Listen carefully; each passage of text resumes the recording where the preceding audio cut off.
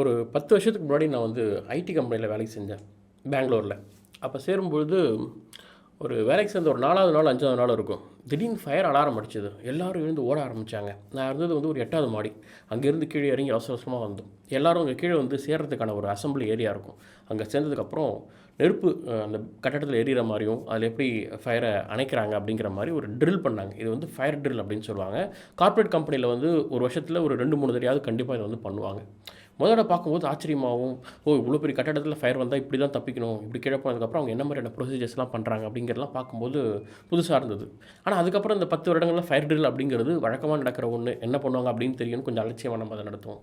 ஆனால் இதில் முக்கியமான விஷயம் என்னென்னா, என்றைக்கோ எப்பயோ வரப்போகிற ஆபத்துக்கு நம்ம அடிக்கடி தயாராகிட்டே இருக்கணும். அந்த ப்ரிப்பரேஷன் நம்ம மைண்டில் இருந்துகிட்டே இருக்கணும். அப்போ தான் அது நடக்கும்போது அந்த பேனிக் இல்லாமல் நம்ம அதை எதிர்கொள்ள முடியும். அப்படி தான் இந்த வீடியோ உங்கள் வாழ்க்கையில் சின்ன சின்ன விஷயங்கள்லேருந்து பெரிய விஷயங்கள் வரைக்கும் ஒரு மாற்றத்தை உண்டாகிறதுக்கு காரணமாக கூட இருக்கலாம். இது ஒரு ஃபயர் ட்ரில் வீடியோ மாதிரி எமர்ஜென்சிக்காக காதில் போட்டு வச்சுக்கோங்க. பட் என்றைக்காவது ஒரு நாள் கண்டிப்பாக உங்களுக்கு உதவும். அப்புறம் முக்கியமாக நான் சொல்கிற சின்ன சின்ன விஷயங்களை உடனே செஞ்சுருங்க. நாளைக்கு செஞ்சுக்கலாம், நாளான்னைக்கு செஞ்சுக்கலாம், தள்ளி வைக்காதீங்க. இன்றைக்கே இப்போவே உடனே அதை செஞ்சால் மட்டும்தான் அது உங்களுக்கு உதவும். முக்கியமாக இதில் பல விஷயங்கள் என்னுடைய வாழ்க்கை அனுபவத்திலிருந்து நான் சொல்கிறது. தெரிஞ்சுக்கலாம் சம் எமர்ஜென்சி டெக்னிக்ஸ். வணக்கம், நான் உங்கள் Mr.GK.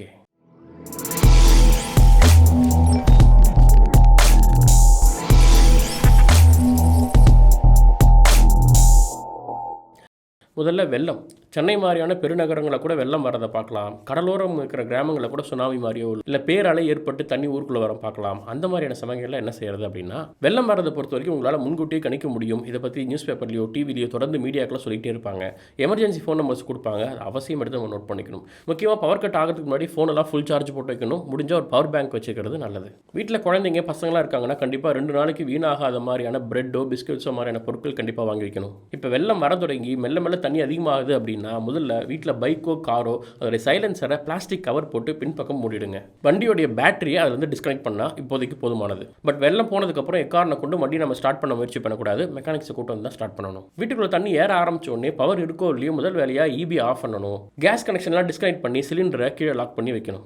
வீட்டில் புக்ஸ், டாக்குமெண்ட்ஸ், பத்திரம் இது மாதிரி முக்கியமான டாக்குமெண்ட்ஸ்லாம் கவரில் போட்டு பேக் பண்ணி மேலே எடுத்து வைக்கணும். எமர்ஜென்சி நம்பருக்கு கால் பண்ணி போட் கிடச்சதுன்னா உடனே அந்த இடத்த விட்டு எவாக்குவேட் பண்ணி சேஃபான இடத்துக்கு போகணும். நம்ம ஊரில் பெருசாக நிலநடுக்கம் வர்றதில்லை. அப்படி வந்துச்சுன்னா நம்ம பண்ண வேண்டியது என்னென்னா, நம்ம தலை அடிப்படாமல் நம்ம உடம்பு மேலே ஹெவியான பொருள் விழாத மாதிரி ஏதாவது ஒரு டேபிளோ இல்லை ஒரு இரும்பு சேரோ எது இருக்கோ அதுக்கு கீழே போயிட்டு ஸ்ட்ராங்கான பொருள் கீழே போய் நீங்கள் தஞ்சம் அடையணும். கையை தலைக்கு மேலே வச்சு மூடுறது மூலமாக தலையிலேருந்து பெரிய ஹெவி ஆப்ஜெக்ட் விழுந்து அடிப்படாத மாதிரி நீங்கள் பார்த்துக்கணும். இப்போ அடிக்கடி புயல் மழையெல்லாம் வருது. இது மே மாதம் இப்போ கூட மழை பெஞ்சிட்டு இருக்கு.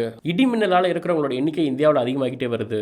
இடிமின்னல் அப்போ என்ன செய்யணும் அப்படிங்கிற பற்றி நான் ஏற்கனவே தெளிவாக வீடியோ போட்டிருக்கேன். இந்த மாதிரி சூழ்நிலைகளில் மொட்டை மாடிக்கோ இல்லை வெளியில் கிரவுண்டுக்கோ போய் நிற்கிறத அவாய்ட் பண்ணணும். புயல் காற்று அதிகமாக அடிச்சதுன்னா பெரிய பெரிய பேனரோ இல்லை மரங்களோ வீட்டோட ஷீட்டெல்லாம் கூட தூக்கி எறியப்படலாம். அது நம்ம ரோட்டில் போகும்போது பெரிய ஆபத்தாக இருக்கும். இபி லைன்ஸ்லாம் கட்டாயம் ரோட்டில் இருக்கும். மழை தண்ணி தேங்கி இருக்கும். அதில் காலை வைக்கும்போது பெரும் ஆபத்து. அதனால் முடிஞ்ச வரைக்கும் மழை, புயல், இடி, மின்னல் இந்த மாதிரி நேரங்களில் வெளியில் போகிறதே அவாய்ட் பண்ணணும். சரி, இது வரைக்கும் பார்த்ததெல்லாம் நேச்சுரல் டிசாஸ்டர், இயற்கை சீற்றம். இப்போ நம்ம வீட்டுக்குள்ளே பண்ண வேண்டிய சின்ன சின்ன விஷயங்கள் என்ன அப்படிங்கிறத பார்க்கலாம். முக்கியமாக பெண்கள் சமைக்கும் போது கிச்சனில் வந்து அட்லீஸ்ட் ஒரு பேண்டேஜாவது வச்சிருக்கணும். அடிக்கடி இந்த நைஃப், கத்தியை பயன்படுத்தும் போது தெரியாமல் அப்பப்போ கையை கட் பண்ணிக்கிறதுங்கிறது சகஜமாக நடக்கிற ஒன்று. அந்த மாதிரி டைமில் கையை கட் பண்ணிக்கிட்டிங்கன்னா உடனே டேப்பை திறந்து வெட்டுப்பட்ட இடத்த காட்டி க்ளீன் பண்ணுங்கள். கொஞ்சம் சில்லுன்னு இருக்கும். முடிஞ்சால் லைட்டாக கொஞ்சம் சோப் போட்டு கழுவிட்டு அதுக்கு பிறகு அதை நல்லா உலர வச்சுட்டு மேலே சின்ன பேண்டேஜ் மாதிரி போட்டு ஒட்டிட்டு லைட்டாக அப்படி லைட்டாக சின்ன ஒரு ப்ரெஷர் கொடுத்தீங்க அப்படின்னா ரத்தப்போக்கு உடனே நிற்கும். முடிஞ்ச வரைக்கும் அடிப்பட்ட இடத்த ஹார்ட்டுக்கு மேலே உயர்த்தி பிடிச்சிங்க அப்படின்னா ஹார்ட் பம்ப் பண்ணும்போது பிளட் வந்து அங்கே அதிகமாக போகாமல் ரத்தப்போக்கு சீக்கிரம் நிற்கும். கொஞ்சம் வலியும் கம்மியாக இருக்கும். கிச்சனில் வேலை செய்யும்போது பெண்களுக்கு தவிர்க்க முடியாமல் நடக்கிற இன்னொரு விஷயம் என்னென்னா சூடுபடுது. அங்கங்கே அப்பப்போ சுட்டுப்பாங்க. அந்த மாதிரி நேரத்தில் சூடுபட்ட உடனே டேப்பை திறந்து சில்லுன்னு அந்த இடத்துல தண்ணி ஓட விடுங்க. எல்லாரும் கிச்சனில் கண்டிப்பாக ஒரு தீக்காயத்துக்கான ஒரு ஆயில்மெண்ட்டை வாங்கி வச்சுக்கோங்க. பர்னால் மாதிரியான ஆயில்மெண்ட். அதை வந்து தீக்காயம் பட்ட இடத்துல தடவிடுங்க உடனே. எஸ்பெஷலி குக்கரை பயன்படுத்தும் போது அது வந்து லீக்கேஜ் இருந்தது இல்லை வந்து உள்ள நீர் அதிகமாக இருந்ததுன்னா ரொம்ப பீச்சடிக்கும் தண்ணியை. அந்த மாதிரி டைமில் குக்கர் பக்கத்துலேயே அந்த சுவிட்ச் இருக்கிறதால உங்களால் போயிட்டு வேகமாக ஸ்டவ் ஆஃப் பண்ண முடியாது. அப்போ எப்பவுமே கிச்சனில் நீளமாக ஒரு டவல் வச்சுக்கோங்க. அதை வந்து ஈரமாக்கி டக்குன்னு கையில் சுற்றிக்கிட்டு போய் அந்த சுவிட்சை ஆஃப் பண்ணீங்க, கேஸ் ஸ்டவ் ஆஃப் பண்ணீங்க அப்படின்னா நீராவி வந்து உங்கள் கை மேலே டவலில் பட்டால் கூட உங்களுக்கு பெருசாக வலிக்காது. எப்பயுமே சமைக்கும்போது கிச்சனில் கேஸ் லீக் ஆகுதா அப்படிங்கிற கான்ஷியஸ்லேயே இருங்க. 6 மாதத்துக்கு ஒரு முறை உங்களுடைய கேஸ் பைப்லாம் சரியாக இருக்கா அப்படிங்கிறத சரி பார்த்துக்கோங்க. அடிக்கடி சில பேர் பண்ணுற தவறு என்னன்னா, கேஸ் ஸ்டவை துடைக்கிறேன் அப்படின்னு சொல்லிட்டு கேஸை தூக்கி நவுத்திட்டு கீழே தரையெல்லாம் துடைப்பாங்க. அப்போ வந்து அந்த சிலிண்டர்லேருந்து வர டியூபும் அந்த கேஸ் ஸ்டவுக்கு மாற்ற அந்த இடம் இருக்கு இல்லையா, அது வந்து வீக் ஆகிட்டே இருக்கும். சில டைம் அங்கே இடத்துல லூஸாக இருக்கிறதால லீக்கேஜ் ஆகும். சமைக்கும்போது இது மாதிரி கேஸ் லீக்கேஜ் பிரச்சனையாலேயோ இல்லை டியூப் பிரச்சனையாலேயோ எங்கேயாவது பற்றிச்சு எரியுது அப்படின்னா முதல்ல செய்ய வேண்டியது கீழே அந்த சிலிண்டரில் இருக்க ரெகுலேட்டர் கீழே சுவிட்சை கீழே ஆஃப் பண்ணுங்க. மெயினாக அந்த சிலிண்டர்லேருந்து வர கேஸ் கட் ஆனாலே எல்லா இடத்துலையும் தீ நிற்க ஆரம்பிச்சிடும். அந்த டைமில் பெரிய நெருப்பை பார்த்து கொஞ்சம் பயம் இருக்க தான் செய்யும். இப்போ ஸ்டவ்வில் என்ன வச்சிருக்காங்க அப்படின்னா அது மேலாம் நெருப்பு பட்டு திடீர்னு கொழுந்து விட்டு பெருசாக எரியும், இல்லை டியூபே பற்றி எரியும். அந்த மாதிரி பெரிய நெருப்பு எரியும் போது ஒரு எமர்ஜென்சியில் பதட்டம் கிரியேட் ஆகும். நீங்கள் எதையும் பார்த்து பயப்படாமல் கீழே உட்காந்து போய் அந்த சிலிண்டர் மட்டும் முதல்ல ஆஃப் பண்ணிட்டீங்க அப்படின்னா மற்றதெல்லாம் நம்ம ஈஸியாக கண்ட்ரோல் பண்ணிடலாம். ஸோ கிச்சனில் எவ்வளோ நெருப்பு எரிஞ்சாலும் கொஞ்சம் எட்ட இருந்து எல்லாத்தையும் பாருங்கள், எந்த இடத்துல நெருப்பு எரியுது, நம்ம கீழே சிலிண்டர்கிட்ட போகிறது சேஃபானு பார்த்துட்டு போய் டக்குன்னு அதை ஆஃப் பண்ணிட்டு வந்துருங்க. இன்கேஸ் வீட்டில் குழந்தைங்க பெரியவங்கன்னு யாராவது இருந்தால் இது ஒரு எக்ஸ்ப்ளோஷனாக மாறலாம், பெரும் விபத்து அப்படிங்கிறதால கொஞ்சம் ரிஸ்க் எடுத்து சிலிண்டர் ஆஃப் பண்ணுறது அப்படிங்கிறது நல்லது. ஆஃப் பண்ணிட்டு உடனே உங்களுடைய கேஸ் கம்பெனிக்கு ஃபோன் பண்ணுங்கள், இல்லை அவங்க கொடுத்துருக்க எமர்ஜென்சி நம்பர் காண்டாக்ட் பண்ணுங்கள். அவங்க வந்து மற்றது பார்ப்பாங்க. இன்கேஸ் ஃபயர் பெரிய அளவில் ஆயிடுச்சுன்னா உடனே தீயணைப்பு நம்பருக்கு கால் பண்ணி இன்ஃபார்ம் பண்ணுங்கள். அதே போல் அடிக்கடி கிச்சனில் நடக்கிற இன்னொரு விஷயம் என்னென்னா பால் பொங்குறது. அவங்க பால் வச்சுட்டு போயிருப்பாங்க, திடீர்னு ஏதோ ஒரு எமர்ஜென்சி வேலையோ இல்லை மறந்துட்டோ திரும்ப வந்து பார்த்தாங்கன்னா எல்லாம் பொங்கி ஆஃப் ஆகிருக்கும். அப்போ நம்ம முதல்ல செய்ய வேண்டியது ஸ்டவ் ஆஃப் பண்ணுறது தான். வழக்கமாக எப்பயுமே ஸ்டவ் ஆனில் இருக்கும்போது ஆஃப் பண்ணுவோம். ஆனால் பால் பொங்கி அதுவே ஸ்டவ் ஆஃப் ஆகிருக்கும்போது அந்த இடத்த டக்குன்னு போய் க்ளீன் பண்ண முயற்சி பண்ணுவாங்களே தவிர ஸ்டவ் ஆஃப் பண்ணணும் அப்படிங்கிறது ஞாபகம் இருக்காது. இன்கேஸ் ரொம்ப நேரம் ஆயிருந்தா ஸ்மெல் அதிகமாக வரும், அதை வச்சு டக்குன்னு ஸ்டவ் ஆஃப் பண்ணுவாங்க. இல்லாட்டி கவனமாக எப்பயுமே முதல்ல ஸ்டவ் ஆஃப் பண்ணணும். வீட்டில் எங்கே ஃப்ரிட்ஜ் வச்சிருந்தாலும் அதுக்கு பின்னாடி ஒரு அரடியிலேருந்து ஒரு அடி வரைக்கும் ஒரு கேப் விடுங்க. குறிப்பாக குழந்தைங்களையோ இல்லை பசங்களையோ பின்பக்கம் போய் அந்த கம்பிகளை தொட அலோவ் பண்ணாதீங்க, அது ரொம்ப ஹீட்டாக இருக்கும். தண்ணி சூடு பண்ண கம்பி வச்ச ஹீட்டரை நீங்கள் யூஸ் பண்ணுறீங்க அப்படின்னா ரொம்ப சேஃபாக ஹேண்டில் பண்ணணும். அந்த ஹீட்டரோட சுவிட்சை ஆஃப் பண்ணிட்டு தான் தண்ணி சூடாச்சா அப்படிங்கிறத செக் பண்ணணும். இதுவே பாத்ரூம்குள்ளே கீசர் மாதிரி செட் பண்ணியிருக்கீங்கன்னா முடிஞ்ச வரைக்கும் கீசர் சுட்டதுக்கப்புறம் சுவிட்ச் ஆஃப் பண்ணிவிட்டு உள்ளே போய் குளிக்கிறது நல்லது. இன்கேஸ் உங்கள் ஏரியாவில் உப்பு தண்ணி அதிகம் அடிக்கடி வந்து உள்ளே ரஸ்ட் ஆகிடும் அப்படின்னா அந்த கீசரோட கம்பியெல்லாம் உள்ளே ரொம்ப ரஸ்ட் ஆகி இல்லை உப்புக்களால் ஆனதுக்கு பிறகு கீழே நீங்கள் டேப் திறக்கும்போது கூட தண்ணியில் லைட்டாக எர்த் அடிக்கும். உடனே எலக்ட்ரிஷியனை வர வச்சு அதை சர்வீஸ் பண்ணுறது நல்லது. ஃபோனை எப்பயுமே சார்ஜ் போட்டு பேசாதீங்க. இன்கேஸ் ரொம்ப எமர்ஜென்சி சார்ஜ் போட்டு தான் பேசணும் அப்படின்னா அதை ஸ்பீக்கரில் போட்டு ஒரு அடி எட்ட வச்சு பேசுங்க. ஃபோனை சார்ஜர்லேருந்து டிஸ்கனெக்ட் பண்ணி எடுக்கும்போது எப்பயுமே சுவிட்ச் ஆஃப் பண்ணுங்க. அப்படியே ஆனில் தொங்க விட்டீங்க அப்படின்னா வீட்டில் குழந்தைங்களோ பசங்களோ இல்லை பெட்ஸ் டாக் அது மாதிரி ஏதாவது வந்து அதில் வாய் வச்சதுன்னா எர்த்தடிக்கும். முடிஞ்ச வரைக்கும் உங்கள் வீட்டுக்கு வெளியில் டோர்கிட்டையோ இல்லை கார் பார்க்கிங்லையோ கேட்டுக்கிட்டையோ 2 அல்லது அட்லீஸ்ட் ஒரு சிசிடிவி கேமராவாவது வைக்கிறது நல்லது. சிசிடிவி கேமராலாம் இப்போ 20,000லேருந்து 10,000லேருந்து எனக்கு தெரிஞ்சு ஐபி கேமராஸ்லாம் 3,000 ரூபா 2,000 ரூபா கூட ரொம்ப நல்லா இருக்குது. இது குற்றங்களை தடுக்கிறதுக்கு மட்டும் கிடையாது, நிறைய சின்ன சின்ன விஷயங்களுக்கு உதவும். வீட்டுக்கு வெளியில் வாகனங்கள் நிறுத்தி வைக்கும்போதோ இல்லை குழந்தைகள் வெளில போய் விளையாடுது இல்லை பசங்க போய் விளையாடுறாங்க இல்லை முதியோர்கள் வராங்க ஏதாவது ஒரு விஷயத்துக்கு கண்காணிக்கிறதுக்கு இது ரொம்ப உதவியாக இருக்கும். இப்போலாம் ஹார்ட் அட்டாக் அப்படிங்கிறது வயதானவர்கள்லேருந்து இளைஞர்கள் வரைக்கும் எல்லாருக்குமே வருது. அதனால் டாக்டர்கிட்ட கன்சல்ட் பண்ணி ஆஸ்பிரின் மாதிரியான எமர்ஜென்சி மாத்திரைகளை வீட்டில் வாங்கி வைக்கிறது நல்லது. திடீர்னு நெஞ்சுவலி ஏற்பட்டாலோ படபடப்பு ஏற்பட்டாலோ இல்லை வந்து வியர்வை வாமிட்டிங் மாதிரியான சென்சிங் இடது பக்கம் கை வலிக்கிறது மூச்சு திணறல் இப்படின்னு ஹார்ட் அட்டாக்கான சிம்டம்ஸ்லாம் உங்களுக்கு தெரிய ஆரம்பிச்சா உடனே நீங்கள் அந்த மாத்திரையை பயன்படுத்தலாம். இல்லை அட்டாக் அதிகமாகி மூச்சு பேச்சு இல்லாமல் கீழே விழுந்துட்டாங்க அப்படின்னா ஹார்ட் அட்டாக்கோடைய ஃபர்ஸ்ட் எய்டான பம்ப் பண்ணி அவங்களுக்கு மூச்சு வர வைக்கிற டெக்னிக்ஸை நீங்கள் பயன்படுத்தலாம். இதெல்லாம் நீங்கள் ஃப்ரீயாக இருக்கும்போது யூடியூப்பில் போயிட்டு ஹார்ட் அட்டாக்கான ஃபர்ஸ்ட் எய்டு எப்படி பம்ப் பண்ணுறதுங்கிறதெல்லாம் பார்த்து தெரிஞ்சு வச்சுக்கணும். அடுத்தது ஸ்ட்ரோக் அப்படின்னு சொல்லக்கூடிய வாதம். ரொம்ப சாதாரண ஸ்டேஜெலாம் இது கண்டுபிடிக்கிறதே கஷ்டம். இந்த மாதிரி டைமில் ஃபாஸ்ட் அப்படின்னு சொல்லக்கூடிய 4 ஸ்டெப்பை ஃபாலோ பண்ணணும். எஃப் அப்படின்னா ஃபேஸ். அவங்க முகத்தை பார்க்கும்போது முகத்தோடைய ஒரு பக்கம் நேராகவும் இன்னொரு பக்கம் கீழே ட்ராப் ஆகிற மாதிரி வாய் ஒரு பக்கம் கீழே இறங்கின மாதிரி இருந்ததுன்னா அது ஒரு சிம்டம். ஏ அப்படிங்கிறது ஆர்ம்ஸ். அவங்களுடைய 2 ஆர்ம் 2 கையும் தூக்கி நிற்க சொன்னால் அவங்களால 2 கையும் தூக்க முடியாது. ஒன்று நேராக தூக்க முடியும், இன்னொன்று அவங்களால தூக்க முடியாது. அடுத்து 3வது ஸ்டெப்பு எஸ் ஸ்பீச். அவங்கள பேச சொன்னால் ஒரு மாதிரி இடறி குழறி பேசுவாங்க, அவங்களால தெளிவாக பேச முடியாது. அடுத்த ஸ்டெப் டீனா டைம் டு கால். இந்த சிம்டம்ஸ்லாம் இருந்தால் உடனடியாக நம்ம ஹாஸ்பிட்டலுக்கு கால் பண்ணணும். வாதமாக தான் அதை கண்டு பயப்பட தேவையில்லை. அதுக்கான ட்ரீட்மெண்ட்ஸ்லாம் இருக்குது. ரொம்ப ஆரம்ப கட்டத்தில் கண்டுபிடிச்சி அதுக்கான மருத்துவம் கொடுக்க ஆரம்பித்தா அதுக்கப்புறம் மெல்ல மெல்ல ஃபிசியோதெரப்பி இப்படிலாம் பண்ணி அவங்கள முழுசாக மீட்க முடியும். ஃபிட்ஸ் அப்படின்னு சொல்லக்கூடிய வலிப்பு வந்துருச்சு அப்படின்னா நம்ம முதல்ல அவங்கள சேஃபான இடத்துல வைக்கணும். அந்த இடத்துல வீட்டில் படிக்கட்டுகளையோ இல்லை வந்து ரொம்ப ஷார்ப்பான எட்ஜஸ் இருக்க இடத்துலையோ அவங்க போகாமல் அவங்கள சேஃபான ஒரு இடத்துல படுக்க வைக்கணும். அது ஒரு பக்கம் சாட்சி படுக்க வைக்கணும். நேராக படுத்தாங்க அப்படின்னா வாயிலேருந்து நுரையோ அது மாதிரி அது வந்து அவங்க மூக்கில் சுவாச குழல் அடைபட்டுரும். அதனால் வந்து ஒரு பக்கம் அவங்கள சாட்சி படுக்க வைக்கணும். முக்கியமாக அவங்க கையில் சாவி மாதிரியான இரும்பு பொருள்லாம் கொடுக்கூடாது. அதன் மூலமாக அவங்களே அவங்கள ஹர்ட் பண்ணிக்கிறதுக்கு சான்ஸ் அதிகம். நிறைய வலிப்பு வந்து அவங்க பாதிக்கப்படுறது எப்படின்னா அவங்க சமைக்கும்போது திடீர்னு நெருப்பில் கை வச்சிடுறது இல்லை காய்கறி கட் பண்ணிட்டு இருக்கும்போது வலிப்பு வந்து கையில் கட் பண்ணிக்கிறதுன்னு சொல்லிட்டு பக்கத்தில் இருக்க பொருளால் தான் அதிகமாக அவங்களுக்கு பாதிப்பு ஏற்படும். அதனால் அவங்கள ரிலாக்ஸாக ஒரு இடத்துல உட்கார வச்சு அவங்களுக்கு காற்று போகிற மாதிரி பண்ணிட்டனாலே பாதி பிரச்சனை சால்வ் ஆகிடும். பொதுவாக சாதாரண வலிப்பு சில நிமிடங்களில் தானாகவே சரியாயிடும். இல்லை 10 நிமிஷத்துக்கு மேலே அதிகமாக இது தொடருது அப்படின்னா உடனடியாக நீங்கள் தான் ஹாஸ்பிட்டல் கொண்டு போகணும்.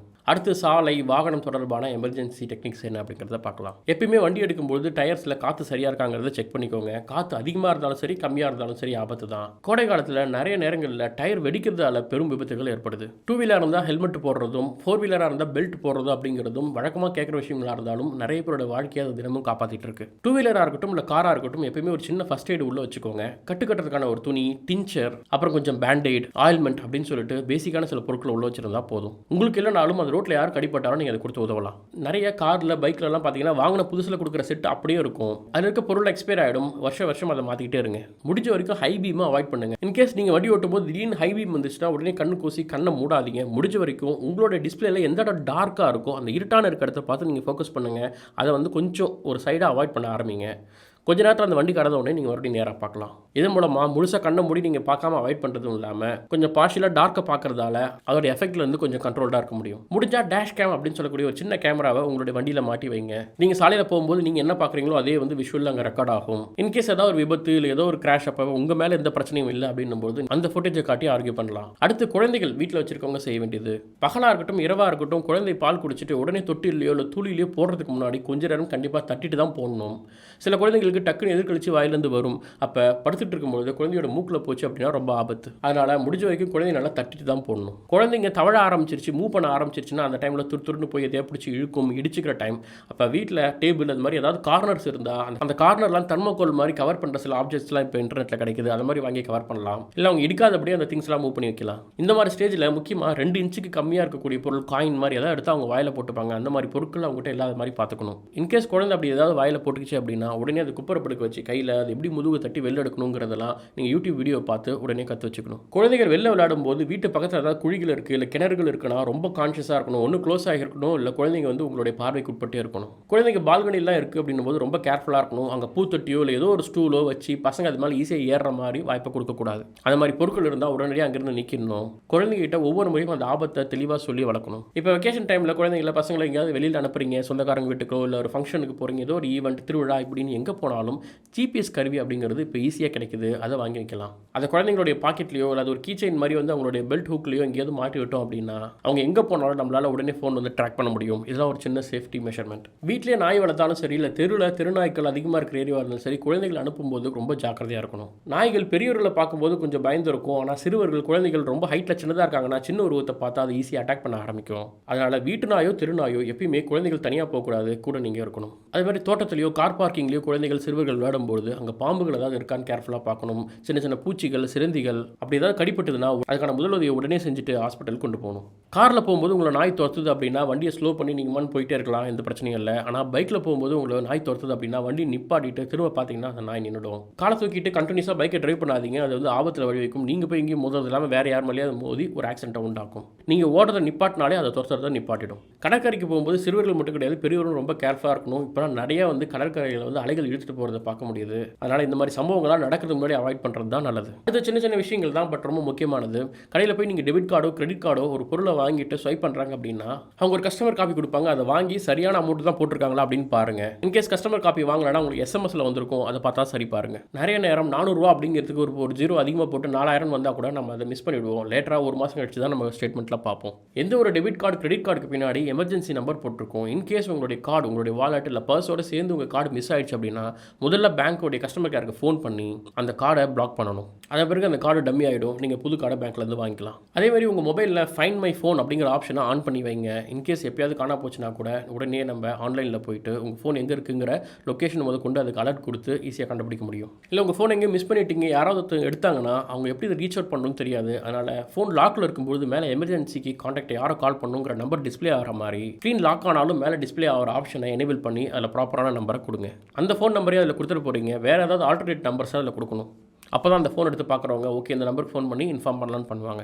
எப்பயுமே ஜிமெயில் மாதிரியான ஏதோ ஒரு அக்கௌண்ட்டை கிரியேட் பண்ணி ஒரு பாஸ்வேர்டை மனப்பாடமாக வச்சுக்கோங்க, எங்கேயும் எழுதி வைக்காதீங்க. அதில் ஜி டிரைவ்னு சொல்லக்கூடிய கூகுள் டிரைவ் இருக்கும். அதில் போயிட்டு ஃபோல்டராக போட்டுக்காங்க. உங்கள் பேர், உங்களோட மனைவி பேர், இல்லை அம்மா பேர், அப்பா பேர், குழந்தைகள் பேர்னு ஒரு ஃபோல்டர் வச்சு அதில் முக்கியமான டாக்குமெண்ட்ஸ்லாம் அதில் போட்டு சேவ் பண்ணிக்கோங்க. என்னதான் சர்டிஃபிகேட்ஸ் டாக்குமெண்ட்ஸ்னு எல்லாமே இருந்தாலும் அது ஒரு ஃபோட்டோ எடுத்து ஒரு சாஃப்ட் காப்பி வச்சுக்கிறது உங்களுக்கு நல்லது. முக்கியமாக அந்த டிரைவ் ஃபோல்டரை லாக் பண்ணி வைங்க. கூகுளோடைய 2 ஃபேக்டர் ஆத்தென்டிகேஷன் மாதிரி எனேபிள் பண்ணி வச்சிங்கன்னா யாரும் அதை ஆக்சஸ் பண்ண முடியாது. உங்கள் ஃபோனில் கண்டிப்பாக எமர்ஜென்சி கான்டாக்ட்ஸ்லாம் ஸ்டோர் பண்ணி வச்சிருக்கோம். இருக்கணும். போலீஸ், ஃபயர் சர்வீஸ், இபி அப்படின்ட்டு முக்கியமானதெல்லாம் ஸ்டோர் பண்ணி வைங்க. இன்கேஸ் ஏதோ ஒரு எமர்ஜென்சி உங்களுக்கு ஏதோ முடியல, நீங்கள் ஹாஸ்பிட்டலில் இருக்கீங்க, இல்லை வேறு ஏதோ கூட வச்சுக்கோங்களேன், உங்களை தவிர உங்களோட ஏடிஎம் கார்டு நம்பர் ஃபேமிலியில் வேறு யாருக்காவது ஒருத்தருக்கு தெரிகிற மாதிரி பார்த்துக்கோங்க. ஒரு எமர்ஜென்சி சுச்சுவேஷனில் பணம் எடுக்காதபடி உங்களுடைய ஃபேமிலி லாக் ஆகிடக்கூடாது. வீட்டில் பெண் குழந்தைகள் இருந்தால் செல்வ மகள் திட்டம் மாதிரியான சென்ட்ரல் கவர்மெண்ட்டோடைய போஸ்ட் ஆஃபீஸில் போடுற மாதிரியான சில ஸ்கீம்ஸ்லாம் இருக்குது. கண்டிப்பாக அதெல்லாம் பயன்படுத்திக்கணும். கொஞ்சமாக இருந்தாலும் கண்டிப்பாக மாதம் ஏதோ ஒரு அமௌண்ட்டை நீங்கள் சேமிப்பில் வச்சே ஆகணும். ஹெல்த் இன்சூரன்ஸ் அப்படிங்கிறது ரொம்ப முக்கியம். நீங்கள் ஒரு பிரைவேட் கம்பெனியில் வேலை செய்கிறீங்க, அங்கே உங்களுக்கு இன்சூரன்ஸ்லாம் கொடுக்குறாங்க அப்படின்னா அதை பயன்படுத்திக்கலாம். அப்படி இல்லை அப்படின்னா கண்டிப்பாக ஃபேமிலியில் இருக்கவங்களுக்கும் சேர்த்து நீங்கள் ஹெல்த் இன்சூரன்ஸ் எடுத்துக்கிட்டிங்கன்னா ஏதாவது ஒரு எமர்ஜென்சி ஃபேமிலியில் இருக்கவங்களுக்கு ஏதாவது ஒரு பிரச்சனை அப்படின்னா கூட நம்ம ஹாஸ்பிட்டல் சேர்க்கும்போது